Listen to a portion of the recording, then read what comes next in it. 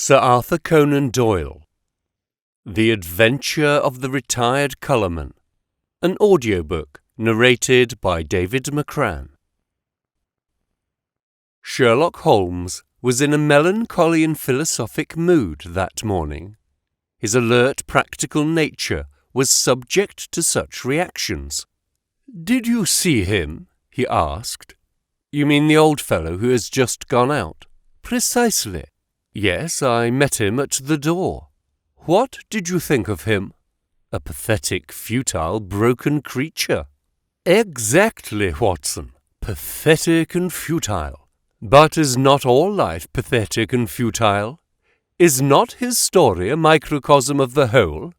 We reach, we grasp, and what is left in our hands at the end?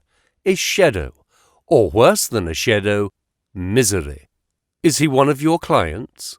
"Well, I suppose I may call him so. He has been sent on by the yard, just as medical men occasionally send their incurables to a quack. They argue that they can do nothing more, and that whatever happens, the patient can be no more worse than he is. What is the matter?" Holmes took a rather soiled card from the table. "Josiah Amberley. He says he was a junior partner of Brickfall and Amberley, who are manufacturers of artistic materials. You will see their names upon paint boxes. He made this little pile, retired from business at the age of 61, bought a house at Lewisham, and settled down to rest after a life of ceaseless grind. One would think his future was tolerably assured." "Yes, indeed." Holmes glanced over some notes which he had scribbled upon the back of an envelope. "Retired in 1896, Watson. Early in 1897, he married a woman 20 years younger than himself. A good-looking woman, too, if the photograph does not flatter. A competence, a wife, leisure. It seemed a straight road which lay before him, and yet within 2 years he is, as you have seen, as broken and miserable a creature as crawls beneath the sun." "But what has happened?" "The old story, Watson. A treacherous friend and a fickle wife. It would appear that Amberley has one hobby in life, and it is chess. Not far from him at Lewisham there lives a young doctor, who is also a chess player. I have noted his name as Dr. A. Ernest. Ernest was frequently in the house, and an intimacy between him and Mrs. Amberley was a natural sequence, for you must admit that our unfortunate client has few outward graces, whatever his inner virtues may be.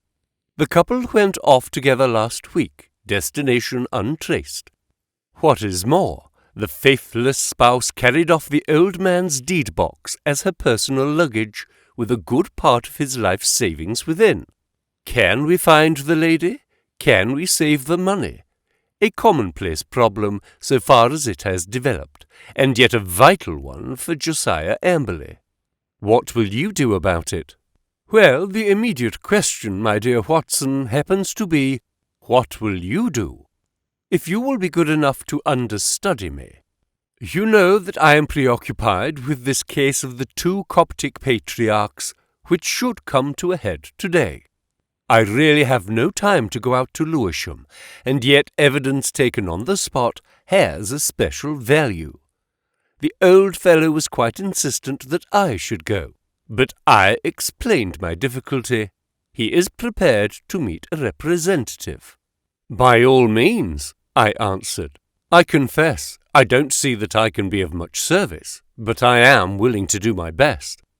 And so it was on a summer afternoon I set forth to Lewisham, little dreaming that within a week the affair in which I was engaging would be the eager debate of all England. It was late that evening before I returned to Baker Street and gave an account of my mission.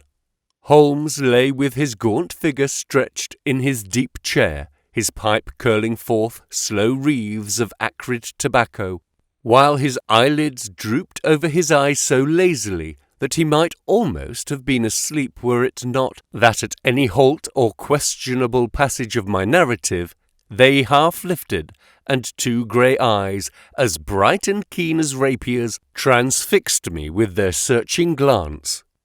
"The Haven is the name of Mr. Josiah Amberley's house," I explained. "I think it would interest you, Holmes. It is like some penurious patrician who has sunk into the company of his inferiors. You know that particular quarter, the monotonous brick streets, the weary suburban highways.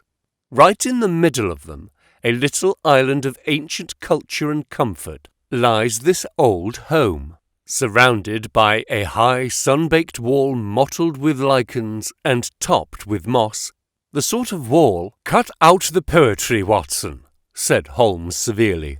"I note that it was a high brick wall." "Exactly. I should have known which was the Haven had I not asked a lounger who was smoking in the street. I have a reason for mentioning him. He was a tall, dark, heavily moustached, rather military-looking man. He nodded in answer to my inquiry and gave me a curiously questioning glance, which came back to my memory a little later. I had hardly entered the gateway before I saw Mr. Amberley coming down the drive. I only had a glimpse of him this morning, and he certainly gave me the impression of a strange creature. But when I saw him in full light, his appearance was even more abnormal. I have, of course, studied it, and yet I should be interested to have your impression," said Holmes. "He seemed to me like a man who was literally bowed down by care. His back was curved as though he carried a heavy burden. Yet he was not the weakling that I had first imagined, for his shoulders and chest have the framework of a giant, though his figure tapers away into a pair of spindled legs. Left shoe wrinkled, right one smooth." "I did not observe that." "No, you wouldn't. I spotted his artificial limb. But proceed." "I was struck by the snaky locks of grizzled hair which curled from under his old straw hat, and his face with its fierce, eager expression and the deeply lined features." "Very good, Watson. What did he say?" "He began pouring out the story of his grievances. We walked down the drive together, and of course I took a good look round. I have never seen a worse-kept place. The garden wall was all running to seed, giving me an impression of wild neglect, in which the plants had been allowed to find the way of nature rather than of art. How any decent woman could have tolerated such a state of things, I don't know. The house, too, was slatternly to the last degree, but the poor man seemed himself to be aware of it, and to be trying to remedy it, for a great pot of green paint stood in the centre of the hall, and he was carrying a thick brush in his left hand. He had been working on the woodwork. He took me into his dingy sanctum, and we had a long chat. Of course, he was disappointed that you had not come yourself. "I hardly expected," he said, "that so humble an individual as myself, especially after my heavy financial loss, could obtain the complete attention of so famous a man as Mr. Sherlock Holmes." I assured him that the financial question did not arise. "No, of course. It is art for art's sake with him," said he. "But even on the artistic side of crime, he might have found something here to study. And human nature, Dr. Watson, the black ingratitude of it all. When did I ever refuse one of her requests? Was ever a woman so pampered? And that young man, he might have been my own son. He had the run of my house, and yet see how they have treated me. Oh, Dr. Watson, it is a dreadful, dreadful world." That was the burden of his song for an hour or more. He had, it seems, no suspicion of an intrigue. They lived alone, save for a woman who comes in by the day and leaves every evening at 6. On that particular evening, old Amberley, wishing to give his wife a treat, had taken 2 upper-circle seats at the Haymarket Theatre. At the last moment she had complained of a headache and had refused to go. He had gone alone. There seemed to be no doubt about the fact, for he produced the unused ticket which he had taken for his wife. "That is remarkable, most remarkable," said Holmes, whose interest in the case seemed to be rising. "Pray continue, Watson. I find your narrative most arresting. Did you personally examine this ticket? You did not, perchance, take the number?" "It so happens that I did," I answered with some pride. "It chanced to be my old school number, 31, and so is stuck in my head." "Excellent, Watson! His seat then was either 30 or 32. "Quite so," I answered with some mystification. "And on B row." "That is most satisfactory. What else did he tell you?" "He showed me his strong room, as he called it. It really is a strong room, like a bank, with iron door and shutter, burglar-proof, as he claimed. However, the woman seems to have had a duplicate key, and between them they had carried off some £7,000 worth of cash and securities." "Securities? How could they dispose of those?" "He said that he had given the police a list, and that he hoped they would be unsealable. He had got back from the theatre about midnight, and found the place plundered, the door and window open, and the fugitives gone. There was no letter or message, nor has he heard a word since. He at once gave the alarm to the police." Holmes brooded for some minutes. "You say he was painting. What was he painting?" "Well, he was painting the passage, but he had already painted the door and woodwork of this room I spoke of. Does it not strike you as a strange occupation in the circumstances?" "One must do something to ease an aching heart." That was his own explanation. "It was eccentric, no doubt, but he is clearly an eccentric man. He tore up one of his wife's photographs in my presence, tore it up furiously in a tempest of passion. 'I never wish to see her damn face again,' he shrieked." "Anything more, Watson?" "Yes, one thing which struck me more than anything else. I had driven to the Blackheath station and had caught my train there when, just as it was starting, I saw a man dart into the carriage next to my own. You know that I have a quick eye for faces, Holmes. It was undoubtedly the tall, dark man whom I had addressed in the street. I saw him once more at London Bridge, and then I lost him in the crowd. But I am convinced that he was following me." No doubt, said Holmes. "A tall, dark, heavily moustached man, you say, with grey tinted sunglasses." "Holmes, you are a wizard. I did not say so, but he had grey tinted sunglasses." "And a Masonic tie-pin." "Holmes! Quite simple, my dear Watson. But let us get down to what is practical. I must admit to you that the case, which seemed to me to be so absurdly simple as to be hardly worth my notice, is rapidly assuming a very different aspect. It is true that though in your mission you have missed everything of importance, yet even those things which have obtruded themselves upon your notice give rise to serious thought." "What have I missed?" "Don't be hurt, my dear fellow. You know that I am quite impersonal. No one else would have done better. Some possibly not so well. But clearly you have missed some vital points. What is the opinion of the neighbours about this man Amberley and his wife? That surely is of importance. What of Dr. Ernest? Was he the gay Lothario one would expect? With your natural advantages, Watson, every lady is your helper and accomplice. What about the girl at the post office, or the wife of the greengrocer? I can picture you whispering soft nothings with the young lady at the Blue Anchor, and receiving hard somethings in exchange. All this you have left undone. It can still be done. It has been done. Thanks to the telephone and the help of the Yard, I can usually get my essentials without leaving this room.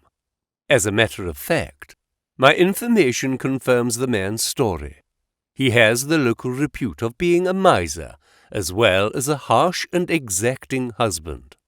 That he had a large sum of money in that strong room of his is certain. So also is that young Dr. Ernest, an unmarried man, played chess with Amberley and probably played the fool with his wife. All this seems plain sailing, and yet one would think that there was no more to be said. And yet, where lies the difficulty? In my imagination, perhaps. Well, leave it there, Watson. Let us escape from this weary workday world by the side door of music. Karina sings tonight at the Albert Hall, and we still have time to dress, dine, and enjoy. In the morning I was up betimes, but some toast crumbs and 2 empty eggshells told me that my companion was earlier still. I found a scribbled note upon the table. Dear Watson, there are 1 or 2 points of contact which I should wish to establish with Mr. Josiah Amberley. When I have done so, we can dismiss the case, or not. I would only ask you to be on hand about 3 o'clock, as I conceive it possible that I may want you. S.H. I saw nothing of Holmes all day, but at the hour named he returned, grave, preoccupied, and aloof. At such times it was wiser to leave him to himself. Has Amberley been here yet? No? Ah, I am expecting him. He was not disappointed, for presently the old fellow arrived with a very worried and puzzled expression upon his austere face. I have a telegram, Mr. Holmes. I can make nothing of it. He handed it over, and Holmes read it aloud. Come at once, without fail. Can give you information as to your recent loss. Elman, the vicarage. Dispatched at 2:10 from Little Purlington, said Holmes. Little Purlington is in Essex, I believe, not far from Frinton. Well, of course you will start at once. This is evidently from a responsible person, the vicar of the place. Where is my Crockford? Yes, here we have him. J.C. Elman, M.A., living of Moosmore, come Little Purlington. Look up the trains, Watson. There is one at 5:20 from Liverpool Street. Excellent. You had best go with him, Watson. He may need help or advice. Clearly we have come to a crisis in this affair. But our client seemed by no means eager to start. It's perfectly absurd, Mr. Holmes, he said. What can this man possibly know of what has occurred? It is a waste of time and money. He would not have telegraphed to you if he did not know something. Wire at once that you are coming. I don't think I shall go. Holmes assumed his sternest aspect. It would make the worst possible impression both on the police and upon myself, Mr. Amberley, if when so obvious a clue arose, you should refuse to follow it up. We should feel that you were not really in earnest in this investigation. Our client seemed horrified at the suggestion. Why, of course I shall go if you look at it in that way, said he. On the face of it, it seems absurd to suppose that this parson knows anything. But if you think, I do think, said Holmes with emphasis, and so we were launched upon our journey. Holmes took me aside before we left the room and gave me 1 word of counsel, which showed that he considered the matter to be of importance. Whatever you do, see that he really does go, said he. Should he break away or return, get to the nearest telephone exchange and send the single word, bolted. I will arrange here that it shall reach me wherever I am. Little Purlington is not an easy place to reach, for it is on a branch line. My remembrance of the journey is not a pleasant one, for the weather was hot, the train slow, and my companion sullen and silent, hardly talking at all, save to make an occasional sardonic remark as to the futility of our proceedings. When we at last reached the little station, it was a 2-mile drive before we came to the vicarage, where a big, solemn, rather pompous clergyman received us in his study. Our telegram lay before him. "Well, gentlemen," he asked, "what can I do for you?" "We came," I explained, "in answer to your wire." "My wire? I sent no wire." "I mean the wire which you sent to Mr. Josiah Amberley about his wife and his money." "If this is a joke, sir, it is a very questionable one," said the vicar angrily. "I have never heard of the gentleman you name, and I have not sent a wire to anyone." Our client and I looked at each other in amazement. "Perhaps there is some mistake," said I. "Are there perhaps 2 vicarages? Here is the wire itself, signed Elman and dated from the vicarage."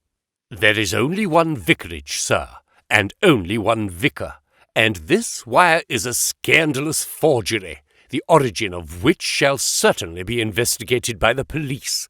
Meanwhile, I can see no possible object in prolonging this interview." So Mr. Amberley and I found ourselves on the roadside in what seemed to me to be the most primitive village in England. We made for the telegraph office, but it was already closed. There was a telephone, however, at the little railway arms, and by it I got into touch with Holmes, who shared in our amazement at the result of our journey. "Most singular," said the distant voice. "Most remarkable. I much fear, my dear Watson, that there is no return train tonight. I have unwittingly condemned you to the horrors of a country inn. However, there is always nature, Watson. Nature and Josiah Amberley. You can be in close commune with both." I heard his dry chuckle as he turned away. It was soon apparent to me that my companion's reputation as a miser was not undeserved. He had grumbled at the expenses of the journey, had insisted upon travelling 3rd class, and was now clamorous in his objections to the hotel bill. Next morning, when we did at last arrive in London, it was hard to say which of us was in the worse humour. "You had best take Baker Street as we pass," said I. "Mr. Holmes may have some fresh instructions." "If they are not worth more than the last ones, they are not of much use," said Amberley, with a malevolent scowl. None the less, he kept me company. I had already warned Holmes by telegram of the hour of our arrival, but we found a message waiting that he was at Lewisham and would expect us there. That was a surprise, but an even greater one was to find that he was not alone in the sitting-room of our client. A stern-looking, impassive man sat beside him, a dark man with grey-tinted glasses and a large Masonic pin on his tie. "This is my friend, Mr. Barker," said Holmes. "He has been interesting himself also in your business, Mr. Josiah Amberley, though we have been working independently. But we both have the same question to ask you." Mr. Amberley sat down heavily. He sensed impending danger. I read it in his straining eyes and his twitching features. "What is the question, Mr. Holmes?" "Only this. What did you do with the bodies?" The man sprang to his feet with a hoarse scream. He clawed into the air with his bony hands. His mouth was open, and for the instant he looked like some horrible bird of prey. In a flash, we got a glimpse of the real Josiah Amberley, a misshapen demon with a soul as distorted as his body. As he fell back into his chair, he clapped his hands to his lips as if to stifle a cough. Holmes sprang at his throat like a tiger and twisted his face towards the ground. A white pellet fell from between his gasping lips. "No shortcuts, Josiah Amberley. This must be done decently and in order." "What about it, Barker?" "I have a cab at the door," said our taciturn companion. "It is only a few 100 yards to the station. We will go together. You can stay here, Watson. I shall be back within half an hour." The old colourman had the strength of a lion in that great trunk of his, but he was helpless in the hands of the two experienced manhandlers. Wriggling and twisting, he was dragged to the waiting cab, and I was left to my solitary vigil in the ill-omened house. In less time than he had named, however, Holmes was back, in company with a smart young police inspector. "I've left Barker to look after the formalities," said Holmes. "You had not met Barker, Watson. He is my hated rival upon the Surrey shore. When you said a tall, dark man, it was not difficult for me to complete the picture. He has several good cases to his credit, has he not, Inspector?" "He has certainly interfered several times," the inspector answered with reserve. "His methods are irregular, no doubt, like my own. The irregulars are useful sometimes, you know. You, for example, with your compulsory warning about whatever he said being used against him, could never have bluffed this rascal into what is virtually a confession." "Perhaps not, but we get there all the same, Mr. Holmes. Don't imagine that we had not formed our own views of this case, and that we would not have laid our hands on our man. You will excuse us for feeling sore when you jump in with methods which we cannot use, and so rob us of the credit." "There shall be no such robbery, Mackinnon.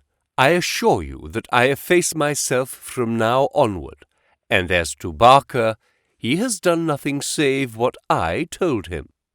The inspector seemed considerably relieved.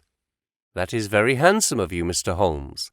Praise or blame can matter little to you, but it is very different to us when the newspapers begin to ask questions." "Quite so, but they are pretty sure to ask questions anyhow, so it would be as well to have the answers. What will you say, for example, when the intelligent and enterprising reporter asks you what the exact points were which aroused your suspicion and finally gave you a certain conviction as to the real facts?" The inspector looked puzzled. "We don't seem to have got any real facts yet, Mr. Holmes. You say that the prisoner, in the presence of 3 witnesses, practically confessed by trying to commit suicide, that he had murdered his wife and her lover. What other facts have you? Have you arranged for a search? There are 3 constables on their way. Then you will soon get the clearest fact of all. The bodies cannot be far away. Try the cellars and the garden. It should not take long to dig up the likely places. This house is older than the water pipes. There must be a disused well somewhere. Try your luck there. But how did you know of it, and how was it done?" "I'll show you first how it was done, and then I will give you the explanation which is due to you, and even more to my long-suffering friend here, who has been invaluable throughout. But first, I would give you an insight into this man's mentality. It is a very unusual one, so much so that I think his destination is more likely to be Broadmoor than the scaffold. He has, to a high degree, the sort of mind which one associates with the medieval Italian nature rather than with the modern Briton. He was a miserable miser who made his wife so wretched by his niggardly ways that she was a ready prey for any adventurer. Such a one came upon the scene in the person of this chess-playing doctor. Amberley excelled at chess, one Mark Watson, of a scheming mind. Like all misers, he was a jealous man, and his jealousy became a frantic mania.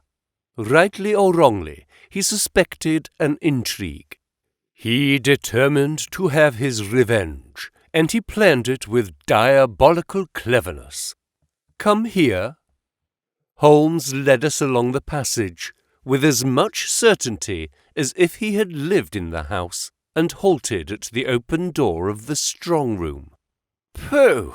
What an awful smell of paint!" cried the inspector.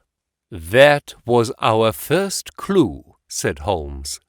"You can thank Dr. Watson's observation for that, though he failed to draw the inference. It set my foot upon the trail. Why should this man at such a time be filling his house with strong odours? Obviously to cover some other smell, which he wished to conceal, some guilty smell, which would suggest suspicions. Then came the idea of a room such as you see here, with iron door and shutter, a hermetically sealed room. Put those two facts together, and whither do they lead? I could only determine that by examining the house myself. I was already certain that the case was serious, for I had examined the box-office chart at the Haymarket Theatre, another of Dr. Watson's bull's-eyes, and ascertained that neither B30 nor 32 of the upper circle had been occupied that night. Therefore Amberley had not been to the theatre, and his alibi fell to the ground. He had made a bad slip when he allowed my astute friend to notice the number of the seat taken for his wife. The question now arose how I might be able to examine the house. I sent an agent to the most impossible village I could think of, and summoned my man to it at such an hour that he could not possibly get back. To prevent any miscarriage, Dr. Watson accompanied him. The good vicar's name I took, of course, out of my Crockford. Do I make it all clear to you?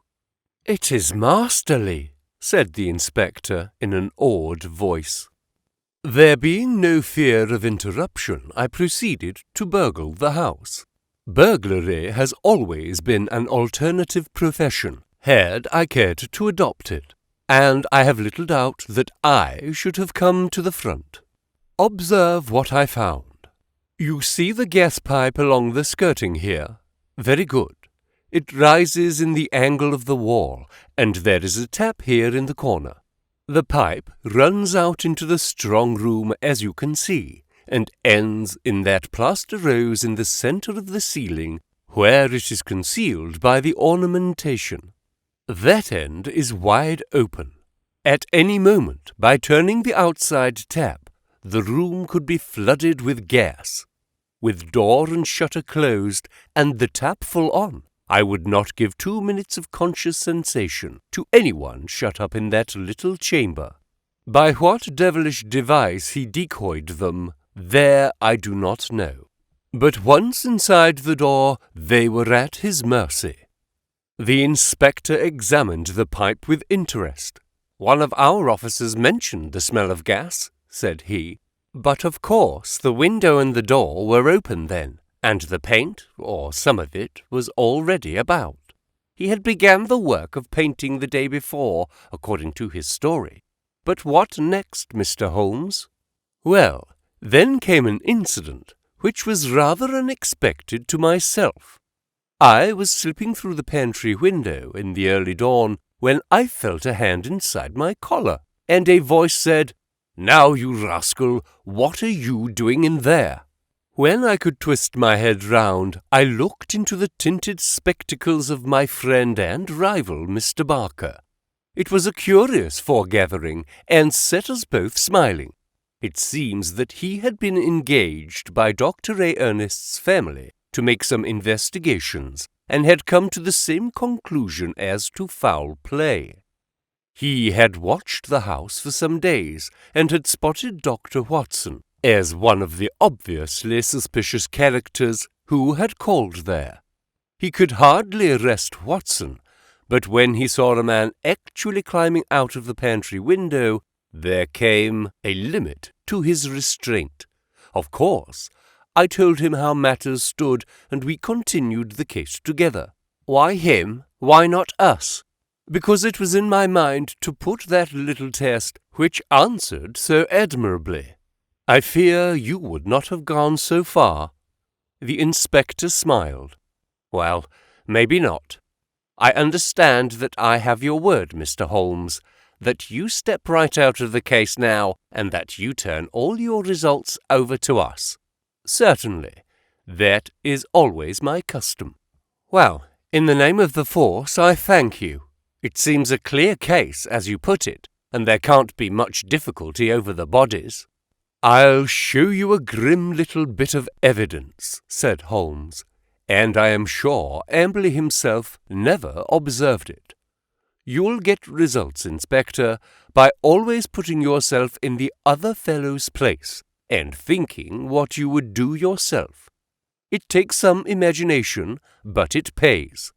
Now, we will suppose that you were shut up in this little room, had not 2 minutes to live, but wanted to get even with the fiend who was probably mocking you from the other side of the door.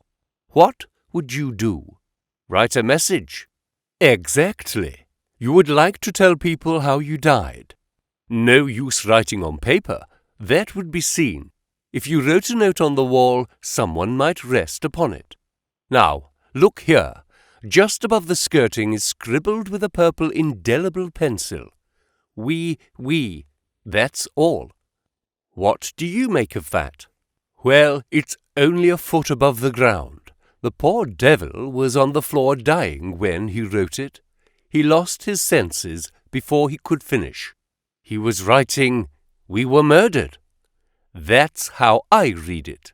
If you find an indelible pencil on the body, we'll look out for it, you may be sure. But those securities. Clearly there was no robbery at all, and yet he did possess those bonds. We verified that. You may be sure he has hidden them in a safe place. When the whole elopement had passed into history, he would suddenly discover them and announce that the guilty couple had relented and sent back the plunder or had dropped it on the way. You certainly have seemed to met every difficulty, said the inspector.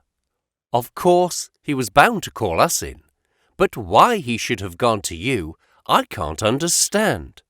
Pure swank, Holmes answered. He felt so clever and so sure of himself that he imagined no one could touch him. He could say to any suspicious neighbour, "Look at the steps I have taken. I have consulted not only the police, but even Sherlock Holmes." The inspector laughed. "We must forgive you your even, Mr. Holmes," said he. "It's as workmanlike a job as I can remember." A couple of days later, my friend tossed across to me a copy of the bi-weekly North Surrey Observer. Under a series of flaming headlines, which began with "The Haven Horror" and ended with "Brilliant Police Investigation," there was a packed column of print which gave the first consecutive account of the affair. The concluding paragraph is typical of the whole. It ran thus. The remarkable acumen by which Inspector Mackinnon deduced from the smell of paint that some other smell, that of gas for example, might be concealed. The bold deduction that the strong room might also be the death chamber, and the subsequent inquiry which led to the discovery of the bodies in the disused well, cleverly concealed by a dog kennel, should live in the history of crime as a standing example of the intelligence of our professional detectives. Well, Mackinnon is a good fellow, said Holmes with a tolerant smile. You can file it in our archives, Watson. Some day the true story may be told.